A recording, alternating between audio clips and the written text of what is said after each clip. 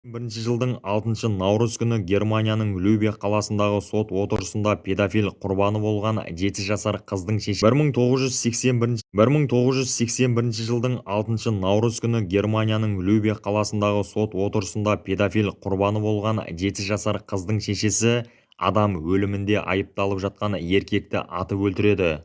Бұл өлімге прокурордың айыпталушыға жеңіл жаза сұрағаны және айыпталушының қызға жала жапқаны себеп болады. Әйелді сол жерде тұтқындайды және ол бірнеше жылға сотталады.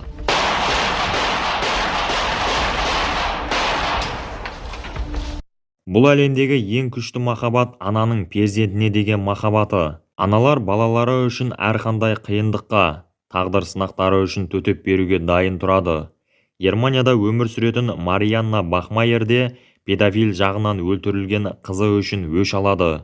Бұл оқиға кезінде тек қана ГФР-да ғана емес, бүкіл Еуропада толқыныс туғызған. Өте көпшілік қызы үшін өш алғаны, әйелді қолдаған. 1980 жылы 5 мамыр күні Германияның Любек қаласында өмір сүретін 7 жасар Анна шешесі Марианнамен ренжісіп қалады. Содан соң өзінің досының үйіне баруға шешім қабылдайды. Арадан ұзақ уақыт өтпей, белгісіз бір әйел қоңырау шалып, адам өліміне куә болғанын, күйеуі кішкентай бір қызды өлтіріп, оны жәшікке салып, өзен жағасына көмгенін айтады. Полиция тез арада ол еркекті тұтқындайды. Ол 35 жасар Клаус Грабовский еді. Көмілген жерден қыздың өлігі қазып алынады. Алғашқы тергеудің өзінде Грабовский қызды өлтіргенін мойындайды. Алайда оған жыныстық зорлық істегенін мойындамайды. Тексерулер барысында 35 жасар еркек алдында жас қыздарға жыныстық зорлық көрсеткені үшін қамалып шыққаны және 1976 жылы оған химиялық кастрация жасалғаннан кейін гормонал тіктеліп алғаны белгілі болады. Тергеу кезінде Грабовский Аннаны өлтіруге ниеті болмағанын айтып, тергеушілерді шатастыруға әрекет жасайды. Ер адамның тергеуде айтуына қарағанда, қыз оның алдына өзі келген және еркектің еркелетуі оған ұнайтынын айтқан. Содан соң Грабовскийден ақша сұраған. Ол бермеген. Сол кезде қыз анама сізді маған тиісті деп айтамын деп қорқытқан. Грабовский қорқып кеткен және қызды өлтірген. Марианна Бахмайер Грабовскийдің сөздерін газеттен оқып, ашудан төбе шашы тік тұрады. Ол еркек Аннаға жыныстық зорлық көрсеткен. Содан соң оны өлтірген деп есептейтін еді. Әйел Грабовский өзін ақтау үшін Аннаға жала жауып жатқанына шыдай алмайды және оны өлтіруді ойлайды.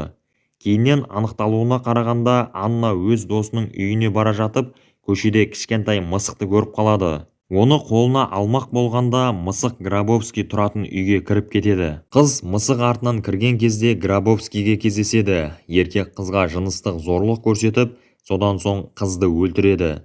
Бұлардың барлығын Грабовскийдің әйелі көріп қалады. Марианна дұрыс ойлайды. Егер Грабовскийдің әйелі көріп қалмағанда, Аннаны өлтірген адам табылмайтыны және жабулы қазан жабулы күйінше қалуы мүмкін еді. 1981 жылы наурыз айында тергеу аяқталғаннан кейін сот басталады. Бірінші және екінші сот отырысында негізінен Грабовский сұрақ астына алынады. Ер адам сот барысында тергеуде айтқан сөздерін қайталайды. Ол Аннаға жыныстық зорлық көрсетпегенін, керісінше қыз оған өзі жақындағанын айтады. Сот барысында Марианна Бахмайер судья мен прокурор айыпталушыға жеңілдікпен қарап, оған жеңіл жаза беру үшін тырысып жатқанын байқайды. Ол Грабовскийді өлтіру үшін әрекет жасай бастайды. Содан соң Марианна қызын өлтірген ер адамды қалай өлтіретінін ойлайды және үлкен тәуекелге бел буады. Ол үшінші сот отырысы басталған уақытта сәл кешігіп келеді. Залға кіргеннен кейін адамдар арасынан жүріп бара жатқан жолда өз орнына отырар алдында тапаншасын шығарып, Грабовскийге қарай 8 рет оқ атады. Әйел Беретта 70 тапаншасын пайдаланған және оқтардың 7-еуі Грабовскийдің көкірегіне қадалған еді. Ер адам сол жердің өзінде қаза табады. Грабовский құлағаннан кейін әйел тапаншасын аяқтарының астына тастайды. Марианна тұтқындалып жатқанда мүлде қарсылық көрсетпейді және ол қылмыскер менің қызымды өлтірді. Мен оның жүзін дәлдеген едім, бірақ оқтар оның көкірегіне тиді. Ол өлді деп үміттенемін. деп айтады. Кейіннен әйел өз сұхбаттарында қандай жолмен болса да Гробовскийдің даусын өшіру және оны қызы туралы болмаған сөздерді басқа айта алмайтын қылу үшін өте қатты қалағаны туралы айтып өтеді. Бұл оқиғадан кейін Марианнаны тура ауруханаға алып барады және оның психикалық жағдайы тексеріледі. Әйелдің қолына ручка және қағаз беріп, бір нәрсе жазуды айтқанда, ол «Мен бұл істі сен үшін істедім, Анна» деп жазып қояды. Дәрігерлер оны психикалық сау деп есептейді. Марианна Бахмайер жасаған іс Германияда өте үлкен толқу тудырады. Мемлекеттің барлық бұрышындағы ақпарат агенттіктері Любек қаласына қарай ағыла бастайды. Олардың барлығы Марианна жасаған қылмыс туралы материалдарды жинауды қалайтын еді. Әйелге тергеу жүргізіліп жатқан кезде онда адвокаттарға төлеу үшін қаражат та жоқ еді. Сол себепті әйел өзінің өмір жолы тарихын сатпақшы болады. Марианна өз басынан өткізген жағдайларды сол уақыттағы Германиядағы ең әйгілі Штерн журналына 100.000 маркаға сатады. Әйел қаражаттың негізгі бөлігін қорғаушы жалдау үшін жаратады. Көп уақыт өтпей журналда әйелдің басынан өткен оқиғалар жарияланады. Айқын болуына қарағанда Марианна 1950 жылда бұрынғы СС ұйымы мүшелерінің отбасында туылған. Әкесі соғыс біткеннен кейін барлық нәрсесін тастап Шығыс Пруссияға қашқан және соғыстағы жеңілістен кейін алкогольді ішімдіктерге салынып кеткен. Әкесі Марианна туылғаннан кейін де бұл әдетін тастамайды. Отбасында ұрыс-керіс көбейіп кеткесін Марианнаның әке-шешесі ажырасады және Марианна өз шешесімен кетеді. Жас өспірім қыздың құбылмалы мінезінен шаршаған анасы қызды үйінен қуып шығады. Осылайша 15 жасар Марианна көше бойында тура келген жерде түнеп жүреді. Ол Аннаны 22 жасында өмірге алып келген және оған дейін 2 перзент көріп, баспанасы болмағаннан кейін оларды балалар үйіне тапсырып жіберген еді. Анна толғаннан біраз уақыт өтіп, ол күйеуімен ажырасады. Бірақ бұл уақытта біраз аяққа тұрып алған әйел қызды өзі асырауға шешім қабылдайды. Әйел қызын өте жақсы көрген, бірақ жас кезде алған психикалық соққыларының кесірінен Марианна қызы үлкейе бастағасын онымен тез-тез ұрысып қала береді. Анна үйден шығып кеткен күні де арзымайтын нәрседен дау шыққаны. Сол уақыттарда әйел барларда сатушы болып жұмыс істеп, күндізгі уақытын ұйқымен өткізетін еді. Мұның салдарынан Аннаға көп көңіл бөлінбейтін және ұрыс-керіс дәл осыдан келіп шығатын еді. Осындай кездері әйел қызды балалар үйіне тапсырып жібермекші болады. Бірақ соңғы минуттарда ойынан қайтады. Марианна туралы журналдан оқып және естіген адамдар әйелдің қиын тағдырынан хабардар болып, оған жандары ашиды. Ол қызын өлтірген қылмыскерді атып тастағаны туралы естігеннен кейін оны қолдай бастайды. Әр күні әйелге мемлекеттің түрлі аймақтарынан түрлі хаттар келе бастайды. Оған гүлдер және басқа да сыйлықтар жібереді. Адамдар осы жолмен онымен бірге екендіктерін білдіреді. Тіпті қаражат жиып, әйелге қорғаушы да жалдайды.